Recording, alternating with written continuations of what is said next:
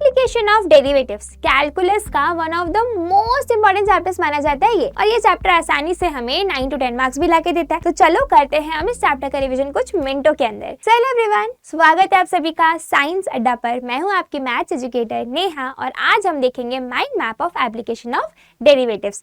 सबसे पहला क्वेश्चन आता है कि डेरिवेटिव का मतलब क्या होता है, रेट ऑफ चेंज का मतलब क्या होता है। तो देखो, हमारे पास मैथ्स में वेरिएबल्स होते हैं। वेरिएबल्स मतलब ऐसी क्वांटिटीज जिसकी कोई फिक्स्ड वैल्यू नहीं होती है। तो लेट अस से मैंने दो वेरिएबल्स ले लिए, एक का नाम x और एक का नाम y। अब मैंने x को माना इंडिपेंडेंट वेरिएबल और y को माना डिपेंडेंट वेरिएबल। अभी इंडिपेंडेंट वेरिएबल का क्या मतलब होता है, ऐसा वेरिएबल जो कि मैं डिसाइड कर सकती हूँ कि इसके मेरे को क्या वैल्यू देनी है। मैं चाहूँ तो x की वैल्यू को इंक्रीज कर सकती हूँ, मैं चाहूँ तो x की वैल्यू को डिक्रीज कर सकती हूँ। इट इज कम्प्लीटली अपॉन मी। लेकिन जो y वाला वेरिएबल है वो मेरे ऊपर डिपेंडेंट नहीं है, वो x के ऊपर डिपेंडेंट होता है। तो हम क्या लिखते हैं, y is equals to f of x। मतलब x की वैल्यू को डालने के बाद हमें y की वैल्यू पर चेंज मिलते जाएंगे। सो दिस मीन्स कि x इंडिपेंडेंट है और y डिपेंडेंट है। अब हम क्या करते हैं, अगर x मेरे कंट्रोल में है तो क्वेश्चन ये उठता है कि अगर मैंने x की वैल्यू उसको इंक्रीज किया तो जो y की वैल्यू से वो इंक्रीज होंगी या फिर वो डिक्रीज होंगी।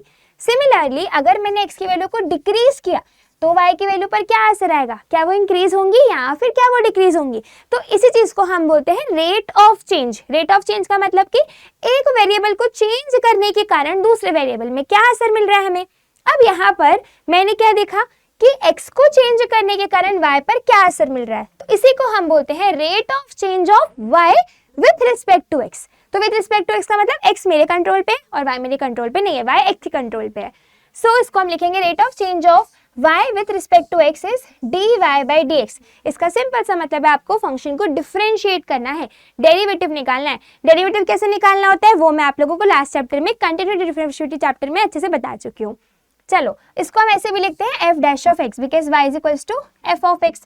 नाउ जो dy बाई dx है वो पॉजिटिव भी आ सकता है, नेगेटिव भी आ सकता है। अगर वो पॉजिटिव हुआ इसका मतलब है कि x को इंक्रीज करने पर y भी इंक्रीज हो रहा है। ठीक है, ये जो x है वो इंक्रीज हो रहा है तो y भी इंक्रीज हो रहा है, तो ये पॉजिटिव आएगा। और अगर ये इंक्रीज होने पर ये डिक्रीज हो रहा है y, तो ये नेगेटिव रेट आएगा। ठीक है, नाउ क्वेश्चंस में हमारे पास क्वेश्चन आता है मार्जिनल कॉस्ट का, मार्जिनल रेवेन्यू का। तो क्वेश्चन आपको ना cost function that is c of x दे रखा होगा। तो मार्जिनल कॉस्ट का सिंपल सा मतलब है कि आप इसको डिफरेंशिएट कर दो with respect to x। Similarly अगर revenue function r of x दे रखा हो तो इसको with respect to x differentiate करो, आपके पास आ जाएगा मार्जिनल रेवेन्यू। अब हम आ जाते हैं equation of tangents to the curve के ऊपर। कभी भी आपके पास ऐसे वर्ड्स दिखे ना, इक्वेशन ऑफ टैंजेंट बताओ या फिर slope of the tangent to the curve at a point बताओ, ये सारे कीवर्ड्स दिखे तो समझ जाना कि भाई डिफरेंशिएशन तो करना ही है, मतलब dy बाई dx तो निकालना ही निकालना है। अब यहाँ पे पूछा गया इक्वेशन, तो इक्वेशन क्या होता है, हमारे पास इक्वेशन होता है अगर ये point x not comma y not है so y minus y not is equals to, यहाँ पे हम डिफरेंशिएशन लेंगे और ये जो पॉइंट है उसको डाल देंगे। तो ये जो मेरे पास इक्वेशन आएगा this is the equation of tangent to the curve. अब अगर जो dy बाई dx की वैल्यू है हमारे पास एग्जिस्ट ही नहीं कर रही है तो उस केस में क्या बोलेंगे, टैंजेंट एग्जिस्ट नहीं कर रहा। नहीं, टैंजेंट एग्जिस्ट कर रहा होता है, लेकिन जो टैंजेंट होता है वो पैरेलल होता है y एक्सिस से। सिमिलरली अगर dy बाई dx की वैल्यू 0 आ गई तो हम बोलते हैं कि जो टैंजेंट है वो पैरेलल है x एक्सिस से। ठीक है, चलो आगे बढ़ते हैं हम। ना हमारे पास फंक्शंस ना बहुत सारे टाइप्स के होते हैं, लेकिन यहाँ पर हम बात करेंगे फंक्शंस की दो मेजर कैटेगरीज के बारे में। एक होता है इंक्रीजिंग फंक्शन और एक होता है डिक्रीजिंग फंक्शन। तो इंक्रीजिंग फंक्शन का क्या मतलब होता है, अगर मेरे पास कर्व दे रखा है y equals to f of x, ठीक है, मैंने इसका डिफरेंशिएशन निकाला और अगर मैंने इसका डिफरेंशिएशन की value greater than equal to 0 आ रही है तो मैं बोलूंगी फंक्शन इंक्रीजिंग है। और अगर ये ग्रेटर देन 0 आ रही है, इक्वल टू 0 आने का कोई वो ही नहीं बनता, चांस ही नहीं बनता, तो उसको बोलेंगे स्ट्रिक्टली इंक्रीजिंग फंक्शन है। अब ये देखो इंक्रीजिंग का जैसे नाम से समझ में आ रहा है कि जैसे जैसे आप आगे बढ़ रहे हो फंक्शन की जो वैल्यू वो इंक्रीज होती जा रही है, मतलब ऊपर की डायरेक्शन में जा रही है। सो आप देखो इंक्रीजिंग का मतलब है यहाँ से ऊपर गई, फिर थोड़ी देर इसने कांस्टेंट वैल्यू से लिया, फिर ऊपर गई, फिर कांस्टेंट लिया, फिर ऊपर गई, फिर कांस्टेंट लिया एंड सो ऑन। तो हालांकि हमें दिख रहा है कि रुक रुक के इंक्रीज कर रहा है, लेकिन इंक्रीज तो कर रहा है ना। भले ही आप रुक रुक के अच्छे मार्क्स लेके आ रहे हो, लेकिन अच्छे मार्क्स तो लेके आ रहे हो ना। उसी तरीके से ये होता है हमारे पास इंक्रीजिंग फंक्शन। सिमिलरली अगर आपकी जगह पे कोई दूसरा इंसान है, आपका कोई दोस्त जो कि हर टेस्ट में अच्छे मार्क्स लेके आ रहा है, तो वो क्या कर रहा है, स्ट्रिक्टली इंक्रीजिंग है, मतलब उसकी जो अच्छे मार्क्स की परसेंटेज की वैल्यू है, ग्रोथ है, वो बढ़ती जा रही है, बढ़ती जा रही है। This is strictly increasing. Similarly आ जाता है डिक्रीजिंग, जिसमें dy by dx less equal 0 होता है, और अगर dy by dx strictly less than 0 आ गया तो इसको बोलते हैं स्ट्रिक्टली डिक्रीजिंग। इसी के साथ हमारे पास ना एक और होता है वैल्यू, जिसको हम बोलते हैं कांस्टेंट फंक्शन। अगर मेरे dy by dx की वैल्यू इक्वल टू 0 आ गई तो इसका क्या मतलब, अभी हमने देखा था दैट मीन्स जो टैंजेंट है वो पैरेलल होता है x एक्सिस से, इसको हम बोलते हैं कांस्टेंट फंक्शन। ठीक है, तो हमने देख लिया increasing, strictly increasing, decreasing, strictly decreasing and constant functions. चलो अब हम आगे बढ़ते हैं, मैक्सिमा एंड मिनिमा।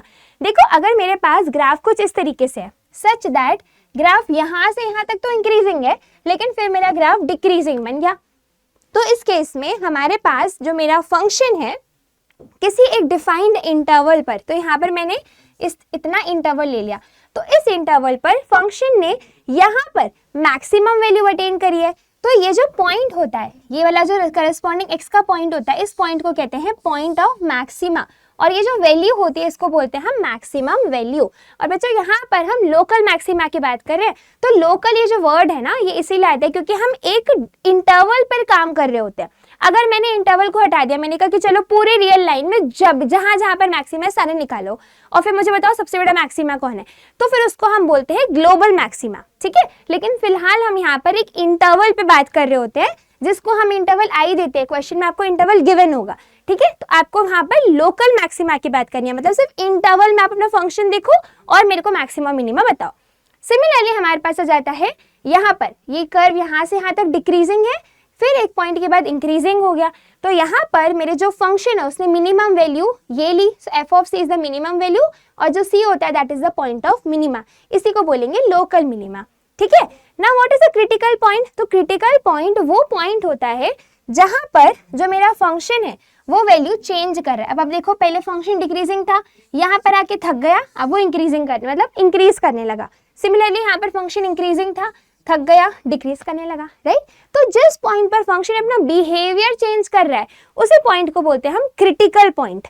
तो क्रिटिकल पॉइंट्स क्या होते हैं, ऐसे पॉइंट सी सच दैट या तो मेरे पास एफ ऑफ एक्स मतलब फंक्शन सच दैट जिसका फंक्शन का डेरिवेटिव है वो 0 हो जाए उस पॉइंट पर, या फिर जो फंक्शन है वो डिफरेंशिएबल ही ना हो, मतलब इस पॉइंट पर, ये जो पॉइंट है यहाँ पर जो मेरा एफ डैश ऑफ सी है वो 0 हो जाएगा। सिमिलरली यहाँ पर भी जो एफ डैश ऑफ सी है वो 0 हो जाएगा। अब पहले क्वेश्चन आता है कि चलो बताओ जो फंक्शन है वो इंक्रीजिंग या डिक्रीजिंग है।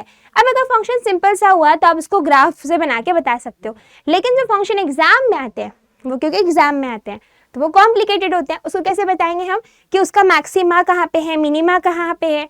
तो उसके लिए हमारे पास होते हैं दो मोस्ट इंपॉर्टेंट टेस्ट, पहला होता है फर्स्ट डेरिवेटिव टेस्ट, दूसरा होता है सेकंड डेरिवेटिव टेस्ट।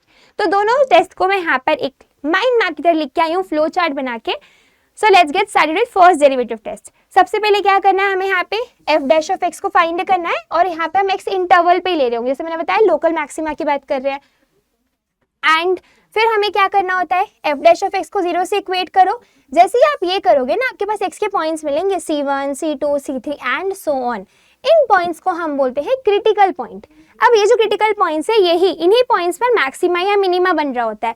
मैंने यहाँ पे शुरू किया कि चलो C1 के लिए चेक करते हैं कि C1 पर जो फंक्शन है वो कैसा काम करेगा। तो मैंने C1 को ले लिया, लेट एक्स की वैल्यू C1 है। अब हम क्या करेंगे, नंबर लाइन बनाएंगे। C1 लिया, C1 के छोटे से डिस्टेंस पर उसके पहले एक नंबर ले लो A, उसके बाद एक नंबर ले लिया B। ठीक है, तो C1 के पहले लिया A और यहाँ पर लिया B।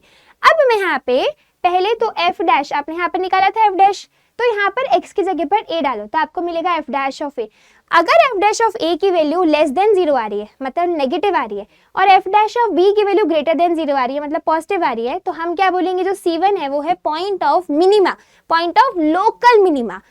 यहाँ पर उल्टा काम होगा, अगर a पर f dash of a greater than 0 आ रहा है मतलब पॉजिटिव आ रहा है और b पर नेगेटिव आ रहा है, that means I will get point of maxima. लेकिन अगर दोनों पॉजिटिव हो गए या फिर दोनों नेगेटिव हो गए तो हम बोलेंगे C पर हमें इन्फ्लेक्शन पॉइंट मिल रहा है। ठीक है, तो हमने तीनों केसेस देख लिए। अब हम आ जाते हैं सेकंड डेरिवेटिव टेस्ट पर। नाम से समझ में आ रहा है सेकंड मतलब कि मेरे को फंक्शन का डबल डिफरेंशिएशन लेना पड़ेगा। ठीक है, सो आई हैव पहले तो f dash of x find करेंगे, उसको पुट करेंगे इक्वल टू 0, तो हमारे पास आएगा f dash of x is 0।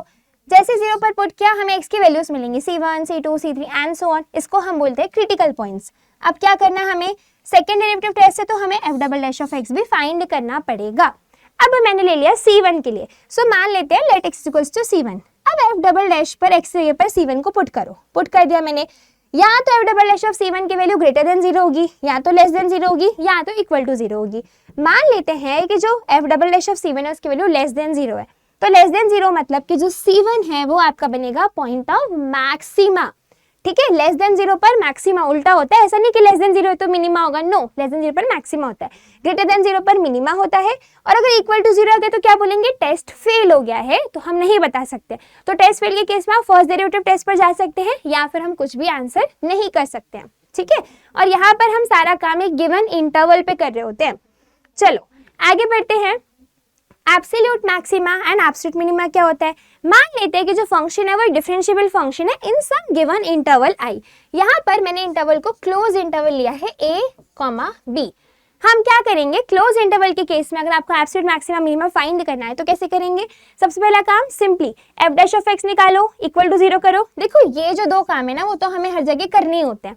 Okay, इसके बाद क्या करते हैं हम, यहाँ पर फर्स्ट डेरिवेटिव टेस्ट या फिर सेकंड डेरिवेटिव टेस्ट नहीं लगाते हैं, इंस्टेड हमें क्या करना होता है, हम जो भी क्रिटिकल पॉइंट्स आए सब पर f की वैल्यू फाइंड करो, मतलब f of C1, f of C2, जितने भी क्रिटिकल पॉइंट्स है फाइंड किए, और साथ में ही एंड पॉइंट्स क्या है a एंड b, यहाँ पर भी मैंने f की वैल्यू को फाइंड किया। अब मैं देखूंगी कि जो मेरे इसमें आंसर्स हैं, सबसे ज्यादा बड़ा आंसर कौन है, सबसे ज्यादा बड़ा होगा मैक्सिमम वैल्यू।